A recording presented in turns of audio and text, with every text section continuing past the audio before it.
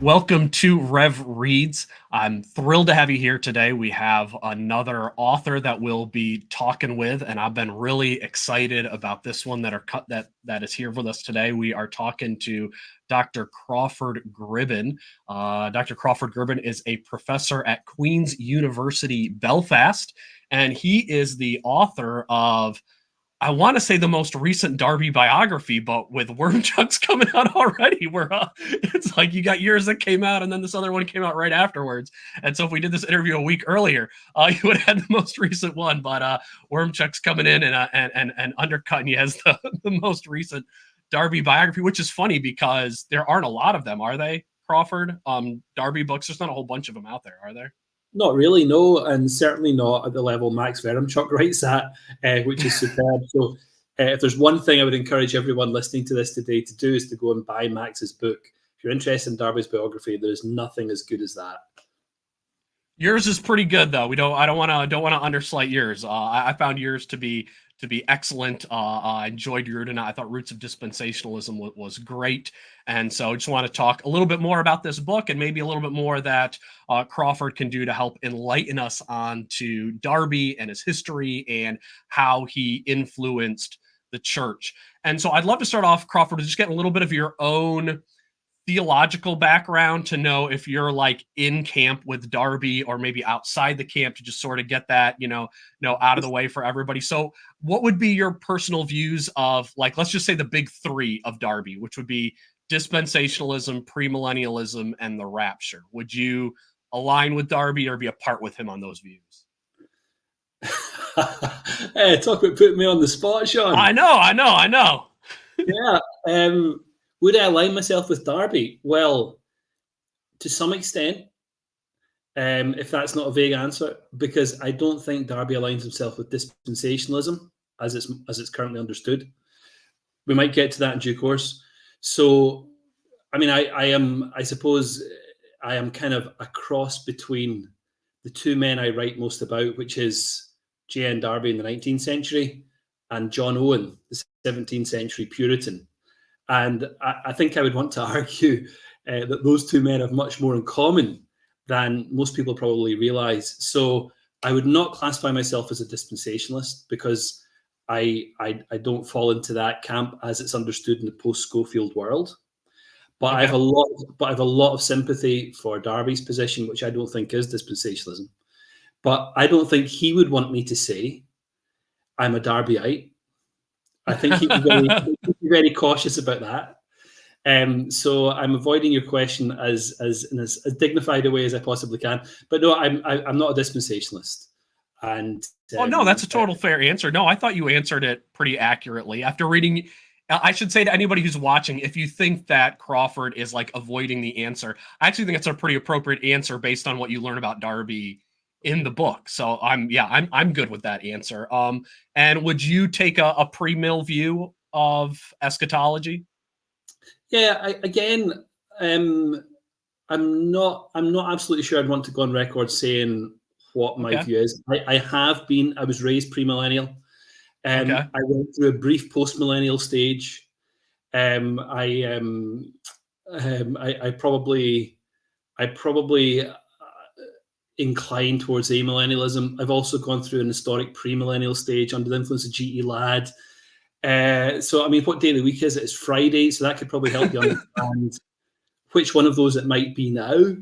No, I mean, it's a great question, Shawn, because I've, to be completely candid, I've spent the last 30 years reading and writing about millennial views.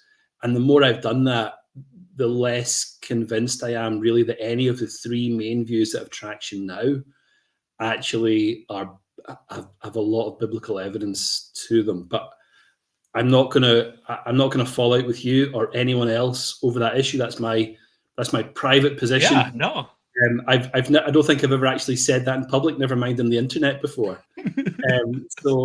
But I'm being candid. So, I think it's really interesting because nowadays we tend to take the view that there's amillennialism, which lots of historians tell us is the norm historically in the church. I don't think that's quite right. Postmillennialism, which a lot of people say that's the view taken by 17th century Puritans. I don't think that's quite right. premillennialism, which of course does have very strong roots in the ancient church, and then in the revival of premillennialism in the 19th century. But those three categories, even the terminology we use, premillennialism, postmillennialism, they are mid-19th century terms. If you go and look up the Oxford English Dictionary, those terms don't exist before that. So not only are the terms quite new, the paradigms are quite new. So I mean, I write a bit about 17th century Puritan eschatology, and again, everyone just assumes these guys are postmillennial, but they're not. In fact, a lot of them don't believe that Revelation 20 refers to only one period of 1,000 years. A lot of them believe that it refers to several periods of 1,000 years each. So, once we begin digging a little bit, I think it becomes a bit more obscure. So I'm keeping talking in the hope that you've forgotten your question, Shawn. And I totally know the question. I think it's funny because like I expected that question to be like 30 seconds and we'll move on to the stuff in the book, but that was more than I thought we would bite off, but that's still great. So no, I'm glad to get that base.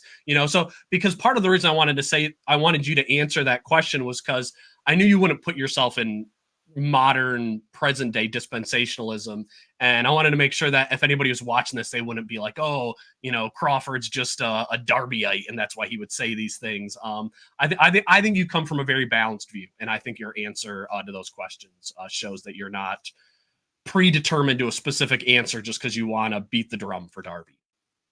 But in your book, you chose. Oh, no, go ahead, Shawn. Sorry. Okay. Yeah. Let's start to dive into the book then.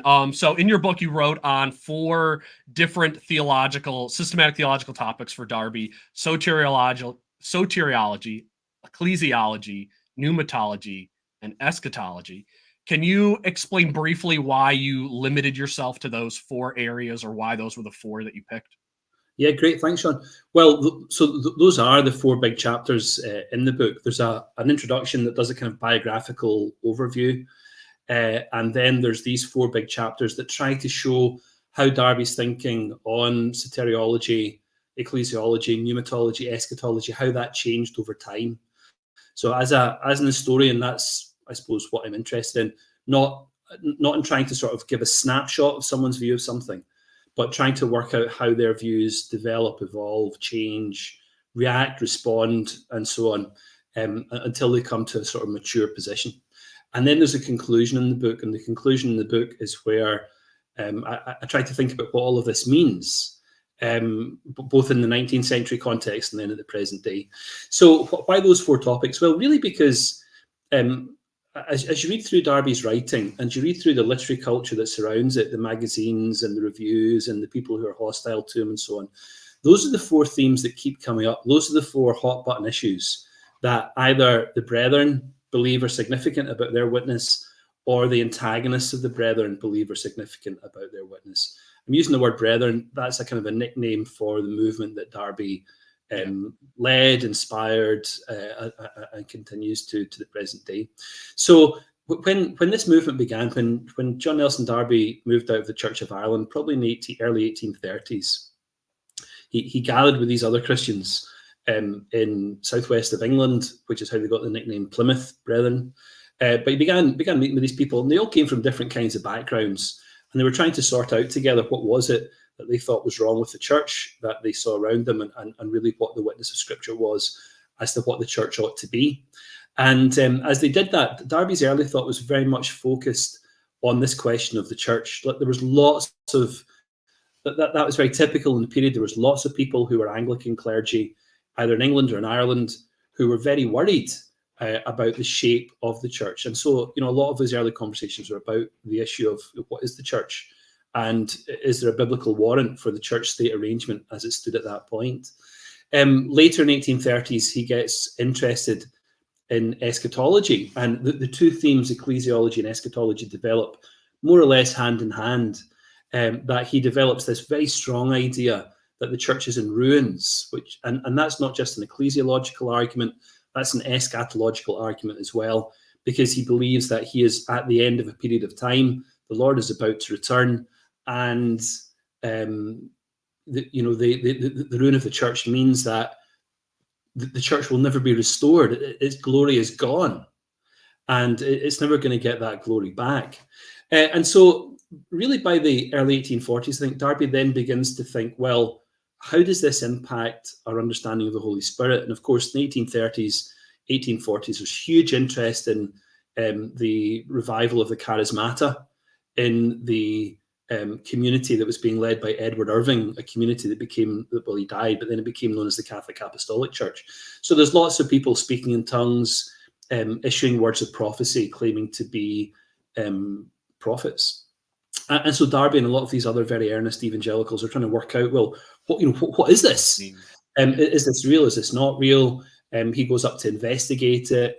Contrary to a lot of the myth making around the origins of the secret rapture doctrine, Darby goes to visit these prophetic communities and absolutely rejects what he hears there.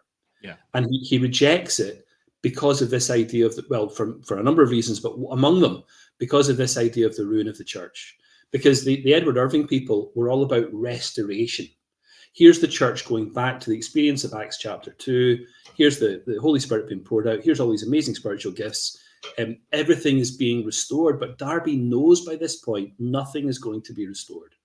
So his eschatology, his ecclesiology, his pneumatology are all beginning to sort of confirm each other.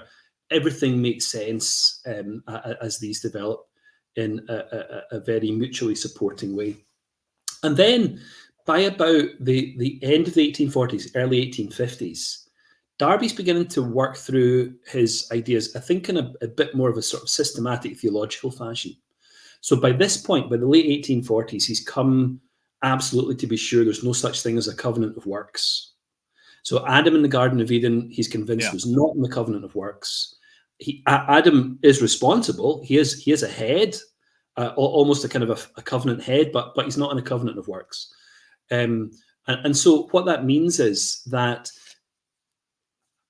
humanity as a whole is not obligated to what becomes revealed as the law of Moses. Specifically, the Gentiles are not obligated to what becomes revealed as the law of Moses. And so Darby begins to work this through, and he comes to the conclusion that therefore the obedience of the Lord Jesus during his life on earth was not meriting a righteousness that was a quantity of righteousness that could be imputed to believers as a basis for their justification.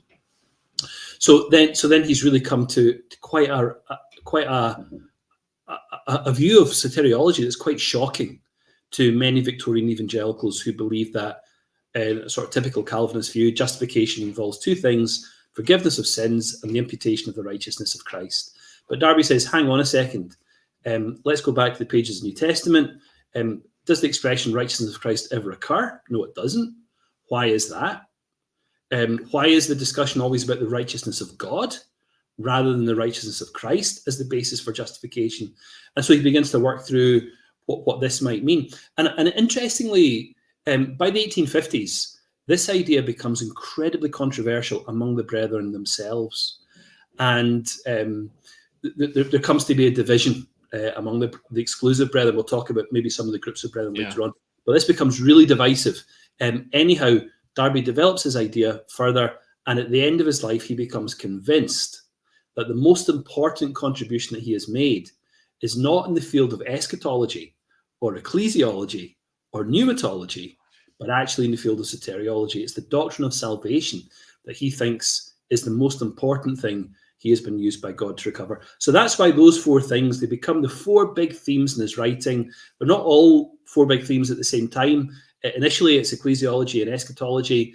Then pneumatology becomes very important. And finally, at the end of his life, soteriology. But all of those four things, I think, weave together in a very interesting, mutually supportive way.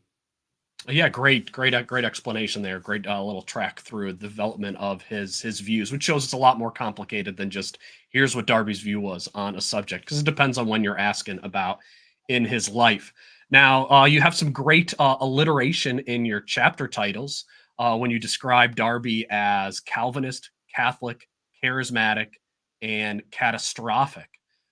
How do you think Darby would respond to a biography about him being described with those four adjectives for his views in life? Do you think Darby would be like, "Oh yeah, I get that," or do you think you have some pushback to your four C's? Well, I think fundamentally he would push back to the idea of a biography. I don't think that's a good point. I don't think he'd have been interested in being the subject of any biography. Yeah. He was a very, very humble man, and I think that's really clear from the records that surround him. He writes very, very fleetingly about his own life. So, I mean, he's written millions of words. Daniel Hummel, I think, reckons there's about, is it 9 million or 19 million? I can't remember, in his book, The Rise and Fall of Dispensationalism. He quotes the figure for Darby's writings. But anyway, there are millions and millions and millions of words in Darby's corpus. He hardly ever talks about himself. So he would have made a very bad evangelical, right? The interesting thing is, though, he never called himself an evangelical. I think he would have hesitated to call himself Protestant. So Darby doesn't want to, or didn't want to, adopt voluntarily any title that the New Testament didn't give him. So would he have accepted the description that he was Catholic, Calvinist, charismatic, and catastrophic? Certainly not. He would have rejected all of that. So, you know, he's opposed to all kinds of labeling. He thinks that labeling is what's driving Christians apart. He wants to pull Christians together in these assemblies of brethren, just to be known as brethren, brothers and sisters in Christ, Christians. And, you know, a lot of brethren writing in the 19th century is about warning Christians about adopting labels. Don't call yourself Presbyterian, Baptist, whatever the case may be. Just call yourself the names that Jesus himself has given you. You're brothers. That should really be a good enough label for anyone who wants to follow Jesus' example or be his disciple. So no, he would have rejected those things. However, Darby has this misfortune, I suppose, that he is now the object of interest from people who like to classify and categorize and analyze. And so, you know, anybody could write a book and say Darby is a Christian, but that doesn't really help us understand a lot about the nuances or particularities of his ideas. So we've got to use some kinds of labels to describe him, even if those are labels that he wouldn't have been happy with. So he would not have been happy to have been called a Calvinist, a Catholic, or a catastrophist, or a charismatic. He would not have been happy to have been called an evangelical. He would not have been happy to have been called a dispensationalist. He would not have been happy with any name that was not found in the pages of the New Testament. But if we want to describe him or analyze him, we've got to have some kind of analytical vocabulary. Yeah. And mine just happened to be 4 C's. I grew up listening to a lot of alliteration in sermons. My revenge. Were any of the C's slightly like forced? Were any of them were like, oh, I need the 4th C, or was this just totally just natural? Yeah. No, the 4th one's catastrophic, because it was really hard to find a C for eschatology. I mean, if you can think of a better one, let me know. Because I thought catastrophic was perfect. Like, I thought that was an easy one. So no, I thought you did great on all 4 of them. Well, no, I think to me, charismatic was the one that was a little tough, because I think I mentioned in my review, right, when I started reading the charismatic chapter, I was like, oh, I'm going to learn stuff about Darby's views on pneumatology that I'm not going to like. But then I read the chapter and I'm like, I think that might have been where Darby and I were most in line, was the pneumatology chapter. And that was the charismatic. And I'd never used that title for myself. So I think that would have probably been the one that, you know, I might have pushed back against the most, but I still understand why you used it when, you know, you go through the whole chapter. Right. Well, I mean, all of these labels are qualified in the book. So he's a Calvinist, but an idiosyncratic Calvinist. Yeah. He's a Catholic, but a Protestant Catholic. He's a charismatic who's not a cessationist, but he does believe that the gifts have been withdrawn. So, you know, there's kind of qualifications all the way through. So here's my I'm going to call this my clickbait question. This is the question to get people to watch this interview on YouTube. And that is, what do you think was the biggest influence on Darby formulating the pre-trib rapture? What or who? Either one. Well, I mean, this is a discussion that is pursued in the 19th century by brethren as well. So obviously, you know, in modern day times, we have, is it Dave McPherson and others who produce these books that argue that Darby gets his doctrine of the secret rapture from a prophet in the Catholic Apostolic movement, the sort of 19th century charismatic movement. And that story, the story that the doctrine of the secret rapture comes from a Catholic apostolic prophet, is a story that goes back to the 19th century, because Darby's big nemesis in the Brethren movement, a guy called Benjamin Wills Newton, had a cousin called Samuel Prideaux Tregelles, and Tregelles published a book, or a pamphlet really, that argued this point. So lots of people, Martin Lloyd-Jones included, take Tregelles' pamphlet at face value and say that Darby gets this idea of the secret rapture from this prophetic utterance by a teenage girl somewhere in the west of Scotland, Helensburgh, just outside Glasgow, in the 1820s, early 1830s. But the exclusive brethren, the people who are most loyal to Darby, resist that argument. And Darby's editor, the man who edits all of Darby's works for the Collected Writings Project, a guy called William Kelly, published a book, or a booklet, I should say, that investigated this and offered evidence as to where this idea actually came from. So it's a great question, Shawn, and it's a great question because I don't need to say, well, it comes from the Apostle Paul, or it comes from the 2nd century, or it's a 17th century import. The brethren themselves tell us where this comes from. So what I have here is a copy of William Kelly's copy of Tregelles' pamphlet. So this is William Kelly, who writes. Who writes to defend Darby, who collects his writings, is his editor, and this is his edition, and it's annotated. So what Kelly is doing here, he's going through Tregelles' arguments, and he is actually showing where Tregelles, sorry, you can't see it in the camera, it's Kelly's handwriting, where Tregelles is right and where Tregelles is wrong. And basically, Tregelles is arguing this all comes from this teenage girl who's giving a prophetic utterance. Kelly says, no, in fact, Benjamin Newton himself told us that it was Thomas Tweedy, who was a Church of Ireland minister who joined the Brethren, became a missionary in Central America, Demerara, who first understood the idea of the secret rapture. And it was this man, Thomas Tweedy, who then came back and publicized it and pitched it to Darby and other Brethren leaders, who then understood this was probably the best way to read the key passages in 1st and 2nd Thessalonians. And that's really where the idea comes from. Now, those are Kelly's handwritten notes in his personal copy of Tregelles' tract. Kelly then went on to publish those handwritten notes in a pamphlet all of his own, where he makes this case that all of this goes back to Thomas Tweedy. So your question really is, who's the biggest influence, or what's the biggest influence in Darby? Well, obviously he's reading scripture. Obviously he's praying. Obviously he's seeking the Spirit's help. We know that when the Brethren movement begins, no one is expecting the so-called Darbyite secret rapture. Darby and Benjamin Wills Newton, they're all historic premillennialists. All right, they all think the church will go through the tribulation.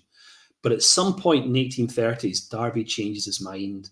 And he seems to change his mind, William Kelly suggests, because Thomas Tweedy had suggested a better way to understand those key prophetic passages. So if you think of the number of people in America who believe in the pre-trib rapture, which is pretty big, because you're talking, Southern Baptist Convention mostly, Independent Baptist, it's a large number of people. Is Thomas Tweedy the most influential person in the church that no one's heard of? I mean, man. I think that's it. I think that's the title of your next show. Yeah. No, somebody's got to do a deep dive into Thomas Tweedy. That's not going to be something for me, but no, I guess I got to get on a Max Wiermchuk then and be like, hey Max, give us a dive into Thomas Tweedy and let us know about this guy. Yeah, no. Well, if anybody's going to find out information about this unknown guy, I'm assuming it's going to be Wiermchuk. He'll do better than anybody else will. So. Oh no, great answer, and diving into those handwritten notes, that was awesome. In your own research though of learning about Darby, what would you say might have surprised you the most about Darby, or that you were really convinced Darby believed X but turned out he believed Y? And did you have any major moments where you're just like, oh man, I was totally wrong and my research changed how I viewed the man? Sure. Yeah. So, I mean, I've been reading Darby since probably the mid 1990s. I grew up in the Plymouth Brethren. And while I didn't read very much of that kind of material during my teens, by the time I was in my early 20s, mid 20s, I was getting quite interested in Darby, and I've been publishing odds and ends in Darby over the last 20 years, let's say. I think so. This wasn't like a concentrated project where I was reading, where everything was new to me 3 years ago, and I just came with some presuppositions. I had a few ideas roughly of what I was expecting to find. But I'll tell you the one thing that I didn't expect to find was how uninfluential Darby was. Now, later on, we might talk about his understanding of dispensations. And if anyone knows anything about Darby today, it's Don Atkinson. The Irish historians claim he's the fourth most significant theologian in Protestantism. Or it's the well-worn argument he's the father of dispensationalism. Although I think, as we've just seen, the Brethren knew that wasn't true. He never claimed that. He never claimed that for him. It's Thomas Tweedy, whoever he is. But even within the Brethren, it was really instructive for me to discover, and this did surprise me, how little influence Darby seemed to have. So, he's busy translating, he's busy writing, he's busy traveling, speaking. He's one of the most widely traveled men of the 19th century. He's all over French-speaking Europe in the 1830s and 40s. From the mid-1860s, he's all across North America, Canada, the Great Lakes area, down into even as far as California. By the 1870s, he's across in Australia and New Zealand. Like he really does travel the world to speak to tiny groups of people. It's really quite extraordinary.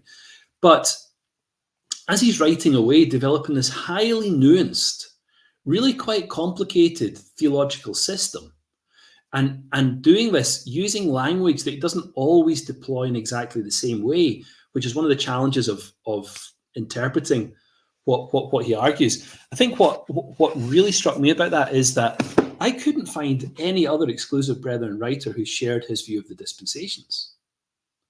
So, here is, for example, the Morrish Bible Dictionary. This comes out in the early 20th century. It's about maybe 1902, 1903, something like that. And this is produced by George Morrish, who is the major, by this stage, the preeminent publisher of the Exclusive Brethren. Now, if you look up the entry on dispensations in the Morrish Bible Dictionary, which is this kind of defining statement of Brethren theology at the end of the 19th, early 20th century, if you look up the definition of dispensations, it tells us that there are three dispensations. So there's a dispensation linked to Moses, a dispensation linked to, let's call it the church age. There's different ways of putting that, and there's the millennium, and that's it. And some dispensationalists still continue to argue that kind of case. This is a book I've been looking at recently, J.L. Reinken, How to Better Understand the Bible, and he is arguing again for this position that there are three dispensations, and he's using Darby and William Kelly to make the argument.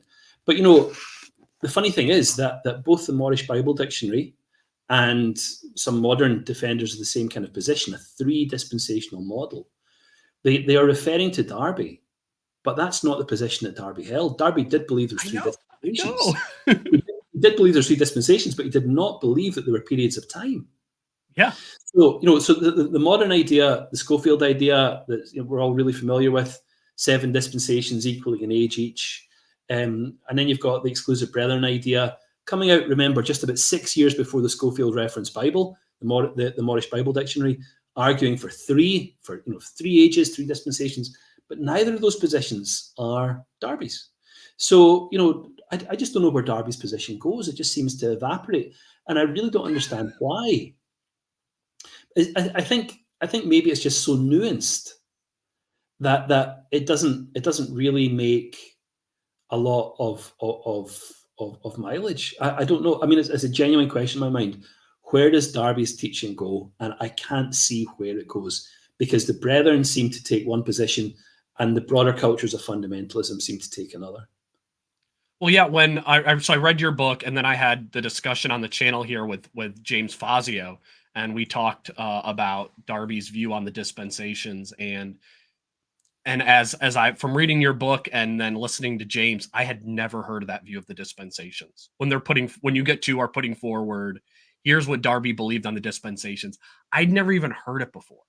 Like Right. I went to a dispensational Bible college, a dispensational seminary, and I've never heard anybody share Darby's view on the dispensations, which is Right. just it's kind of baffling.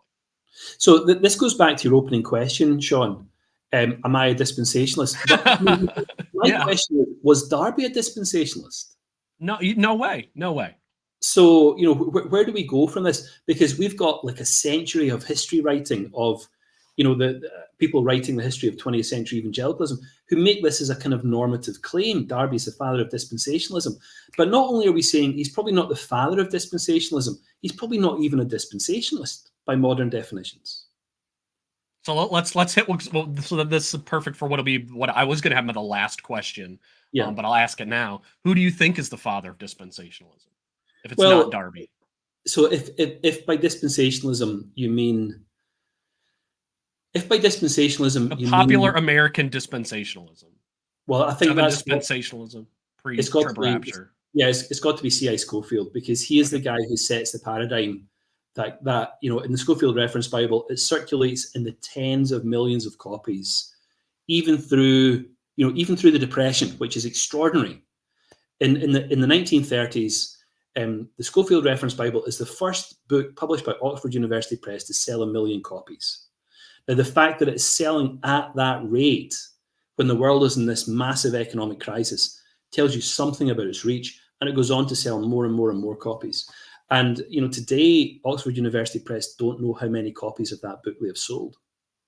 I corresponded with my editor. She's recently retired at OUP in New York, and she was candid enough and helpful enough to say we just don't know. We haven't been able to keep a record of it. So the Scofield Reference Bible is a genuinely influential text. Now, so that's the modern kind of version of dispensationalism. If you just mean who's the father of understanding that the plan of redemption advances in stages, which may be continuous or discontinuous with each other, that's obviously a much more ancient argument.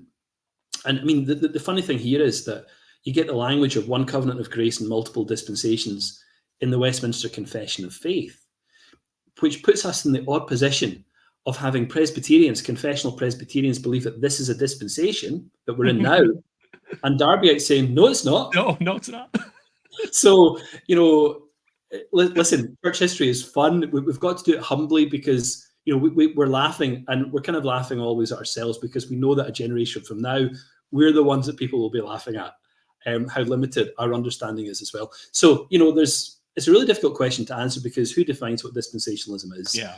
I think one thing we can say is, much as I love J.N. Darby, I don't think it's him.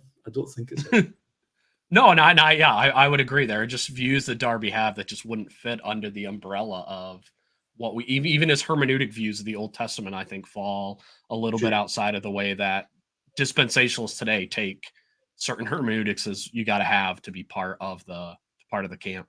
Yeah, so the really funny thing, everyone thinks, Darby's all about grammatical, historical, literal interpretation. No, he's not. He really isn't.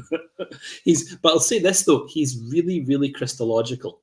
So Darby is in some senses much more of a medieval reader of the Bible than he is an Enlightenment reader of the Bible. He loves Jesus, it's obvious. And he's always looking to find out, where is Jesus when I read the Bible anywhere? And so, I think sometimes maybe it puts him in some difficult positions when he reads the Psalms. He's got to find the experience of the Lord in some of those texts, which can be a bit complicated.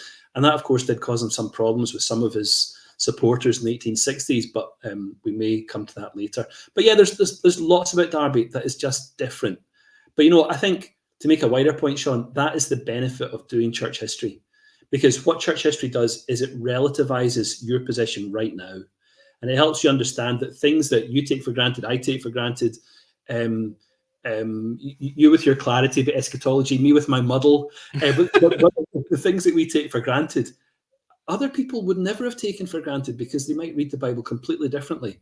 Yeah. And, it's just really helpful to be, I suppose, humble and to remember that, we actually don't have all the answers, even the answers we should have. On my part, we don't always have them right. If Darby was alive today, do you think he would identify with any of the groups in England or America today? Or do you think he would just be wholly separate from all of them? Well, it's a great question. I don't think he would recognize his so-called legacy.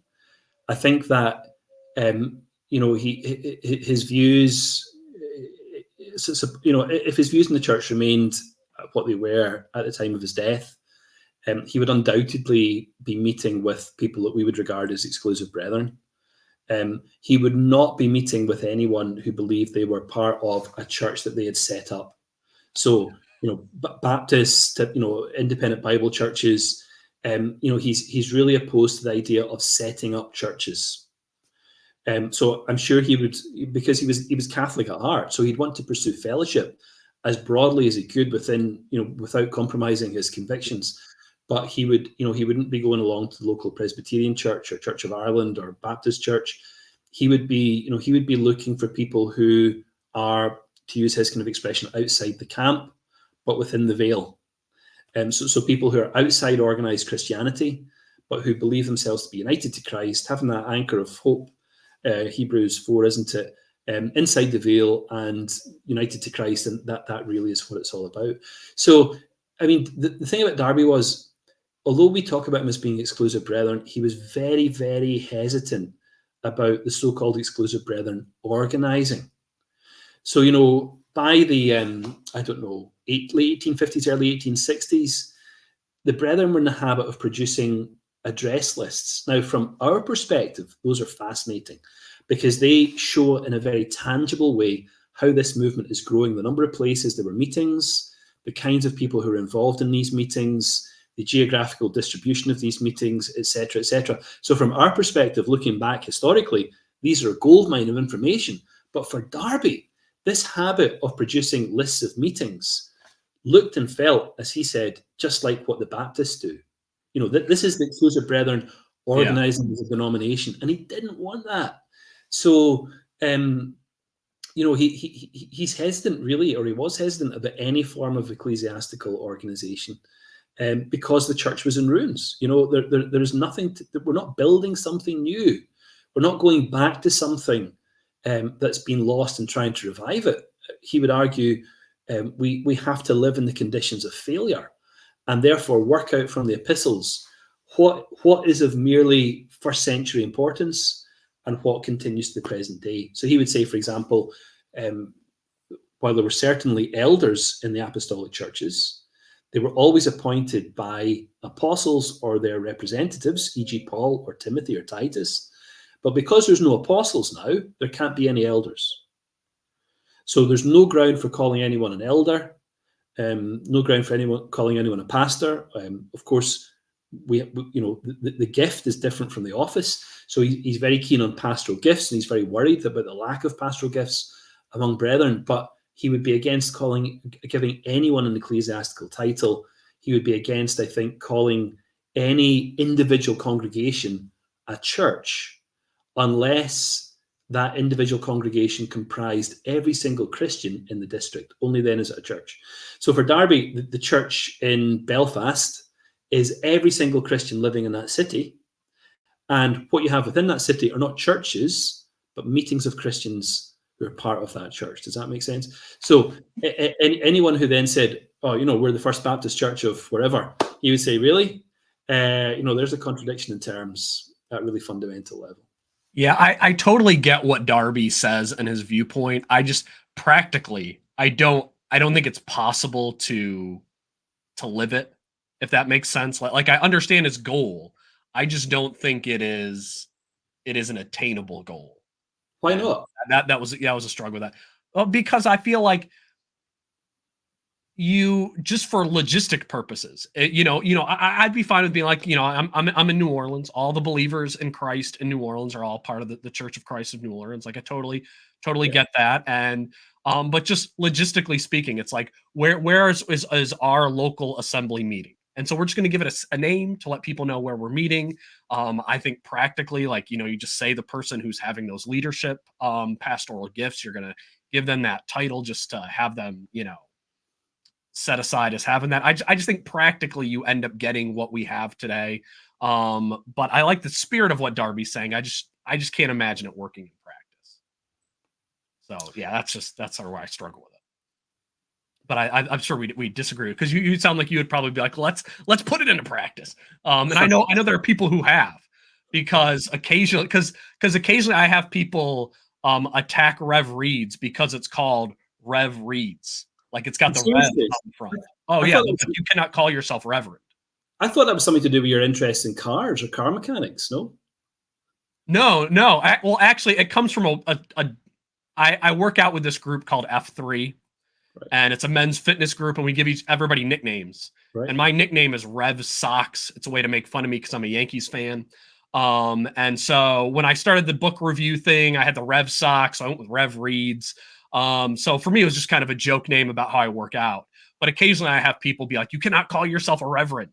And they'll attack me on my channel because of it. And now when people do that, I'm like, oh, they're Darbyites. Darby would totally attack me for that same thing. Like, you can't call yourself a reverend. And I'm like, I don't. It's just a joke. Yeah. No, I mean, Darby would look at. I mean, this is not about you, Shawn. Okay, I'm not putting you in the spot here, but or maybe I'm a little bit. But Darby would look at titles like that and say, well, reverend obviously means holy. So why should, if every Christian is holy, why should one person be called the holy? Yeah. Oh, I agree. I don't like the title reverend at all. No one has ever called me reverend. Like I don't take that one in real life. Yeah, no, it's just a joke title. But I do have people attack the channel because Rev stands for reverend, and they hate it. So I want to get to the question though here. This is one I wanted to ask you the most, actually. Saved it for a little while into the interview because I assumed this wouldn't be top on everybody else's list who's watching. But the one place I wanted a little bit more clarification reading Roots of Dispensationalism was over the split in the Brethren movement. So I was wondering if you could just explain for a couple of minutes, if possible, to bunch it into a couple of minutes, what caused the Brethren split, and what does it mean that Darby sided with the exclusive Brethren? Right.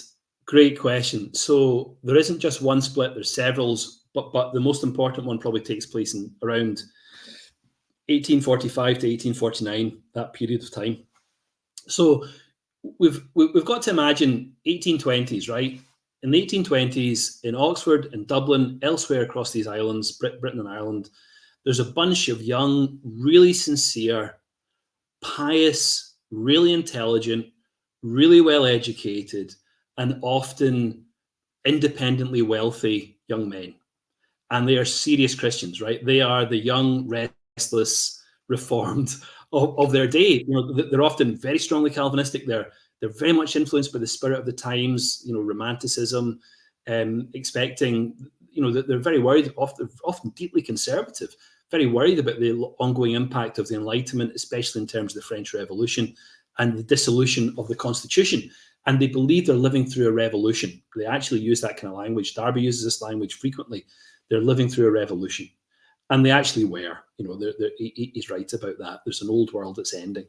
So these really intelligent, highly educated, independently wealthy guys, they get together and they form this movement, which has, develops these multiple points of concentration. The biggest one perhaps in Plymouth, where the congregation by the early 1830s got about 1,000 people. So it's massive. Now they are really, really sincere. The congregation in Plymouth, for example, gets really worried about wealth. So they start thinking very literally about the Lord's commandments about, sell what you have and give to the poor. So they do it. And the church actually collects such a pile of goods, which include carpet, curtains, jewelry, and other expensive items. They have an auction that lasts 3 days, right? So they are really sincere Christians.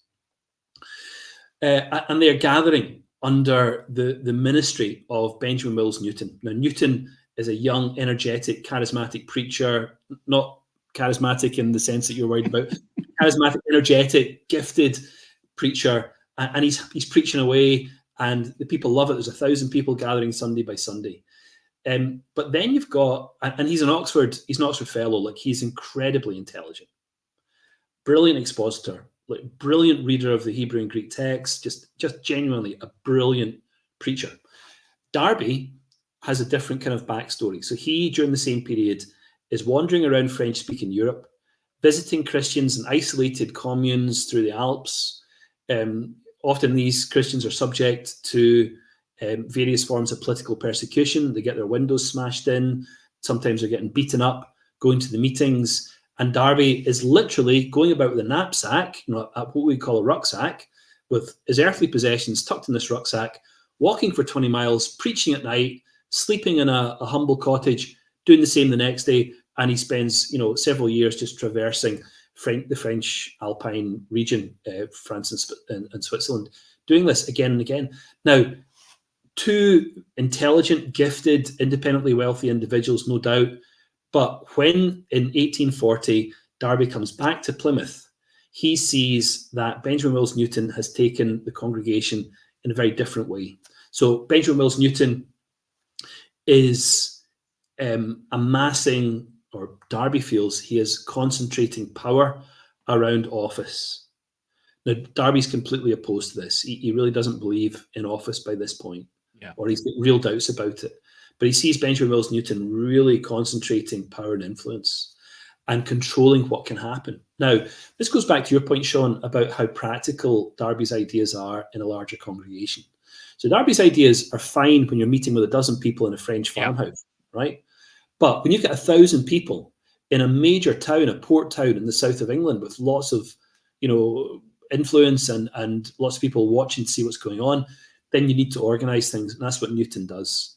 But Darby sees that as a betrayal of all the early, we might say, spiritual egalitarian ideas that the movement had coalesced around.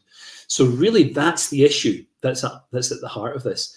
Then Darby notices that a number of people have been collecting evidence that Newton is preaching a heretical Christology. So Newton is preaching about Christ, no doubt, but his view of how Christ relates to the sin of his people seems a bit peculiar to Darby. And actually it was. There was a big confrontation. Darby led a kind of insurgency within the congregation in Plymouth. And Newton, to his credit, backed down, admitted responsibility for erroneous statements, withdrew them, and so on. But that then raised the question, how practically do we impose discipline? So up until that point, all of these brethren congregations or meetings or assemblies had been kind of independent, kind of not independent. They were maybe interdependent rather than independent, but they weren't an association, they weren't a federation or a denomination. So this crisis about policing doctrine in the biggest congregation in Plymouth meant that they had to have some really difficult conversations about discipline. Now, the Brethren had never really been keen on church discipline. In fact, when the movement began in the 1820s, it was about bringing people together from as broad a range of backgrounds as they possibly could. Pedo-Baptist, Baptist, Quaker, Presbyterian, Anglican. There were even Catholics coming along, including Catholic clergy, it seems. So they were really trying to break down the barriers between Christians. But by the late 1840s, it became obvious to Darby and those who followed him that this had gone way too far. And in fact, what had broken down was not just barriers, but discipline itself. And so they had to think, well, how do we maintain discipline, the discipline of God's house? How do we ensure its purity? And so they come to understand they need to be much more formal and deliberate about connecting these meetings and making sure that the meetings, which were stretching across Europe by this point, we're going to hold to a common discipline so that someone who was ejected from one congregation couldn't just turn up at the next one in the next town, knock on the door and be admitted to the Lord's Supper. So, it's a common problem that independent churches have, isn't it? And their argument, Darby's argument was, therefore, we shouldn't be independent. We should be interdependent, but with a very strong connectedness to maintain the discipline of God's house. So that really is how the division began. Practically, Darby then withdrew from the church in Plymouth when it became obvious that either Newton wouldn't be disciplined or people were willing to maintain neutrality about him. He didn't want neutrality. He wanted that kind of idea to be expelled from the Brethren movement. So Darby and those who follow him begin then to connect themselves. And as they connect themselves, they become known as the exclusive Brethren. And they're exclusive because they want to exclude error. They want to exclude sin, wickedness, They want to exclude anyone who should not be sharing in the Lord's Supper week by week. The exclusive brethren are set up in opposition to what are nicknamed the open brethren. The open brethren believe that every congregation is independent. They believe that every church, every individual congregation makes its own disciplinary judgments, and that the disciplinary judgments of one church, maybe in an ideal world, should be maintained across the group, but in practical terms, every congregation will do as they see fit. So I suppose, to put it crudely, you could argue that you see a difference there between an ecclesiology based on the book of Judges, where everyone does what's right in their own eyes. The ecclesiology is maybe based more on, the rise of monarchy in Israel, where there's an attempt to control, to police, to monitor, and to ensure spiritual growth and prosperity. So that's kind of the dividing line. I think maybe the presupposition of your question, Shawn, is that lots of people who've written about this say that it's a division about eschatology, because there was a difference in eschatology. Newton, when he was doing his weird Christology stuff, was also preaching historic premillennialism, whereas Darby by this point had come to a different set of conclusions. And often when people write about this division in the late 1840s, they pitch it as, well, this is Darby, he's got this new set of ideas and he can't abide Newton's historic premillennialism. It's an eschatological difference. But actually it isn't. Darby writes in lots of letters to say he really didn't mind what Newton was saying about the second coming or about the rapture following the tribulation instead of coming before it, as Darby had come to believe.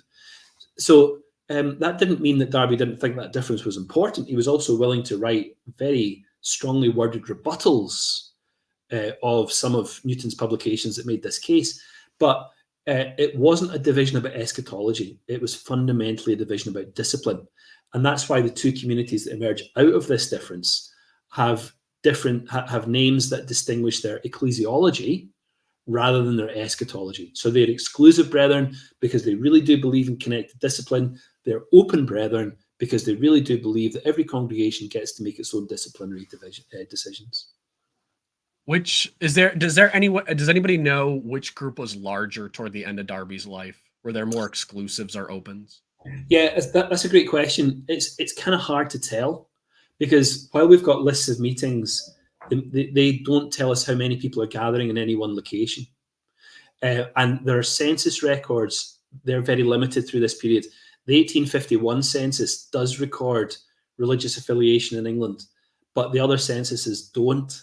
So it's really hard to get anything more than an impression of the relative numbers. Darby's insurgency begins quite small, but it grows, and it's got the intellectual energy. I think it's fair to say that the people who are doing the most creative, the most insightful, the most important theological work, translation work, maybe even most of the most important preaching or evangelization work, maybe that's contestable, they tended to be on the exclusive side. So that by the end of the 19th century, the exclusive side seems to be stronger. Now, by the 1930s, the position is reversed.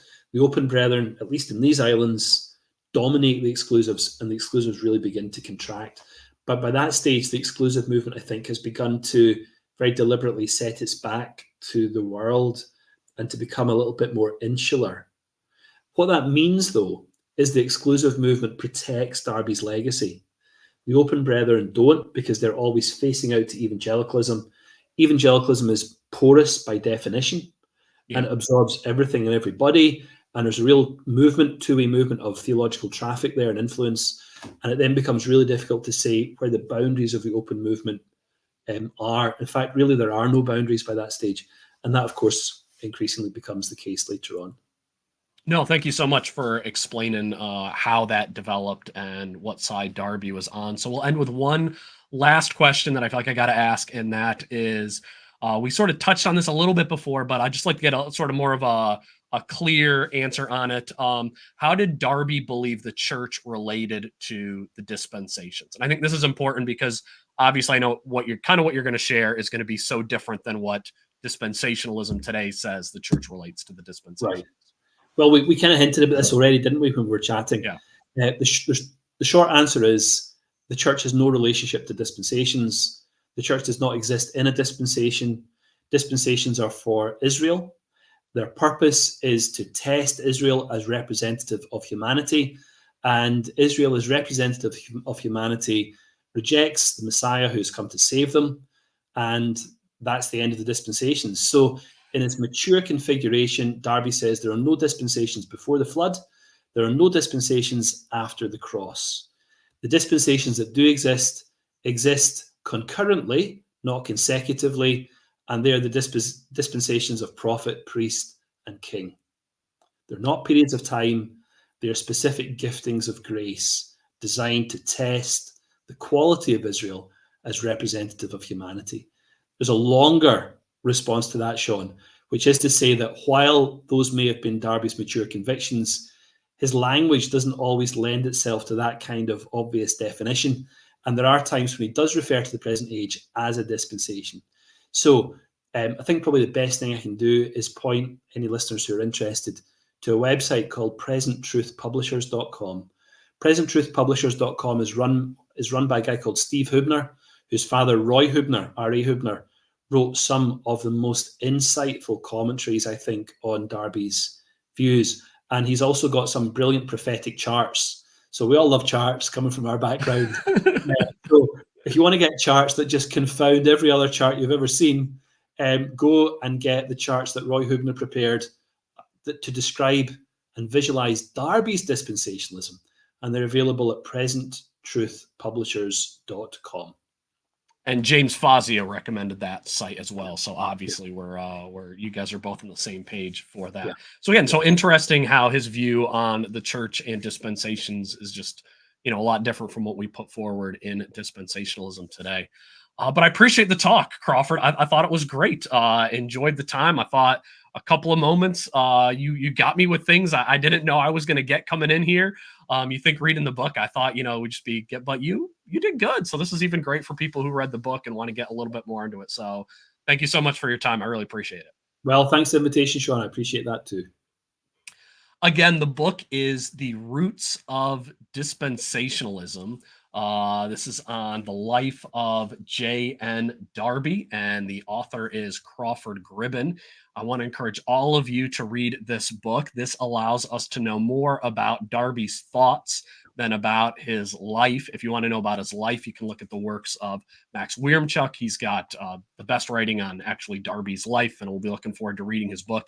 Reviewing his book, Becoming JND, coming up in the next few weeks here on the channel. But again, Crawford Gribben, thank you so much for coming and being on Rev Reads. Thanks very much. Thank you, Shawn. And I hope that you have a blessed day. And if you're new to the channel, please subscribe so that you can stay up to date on the latest reviews.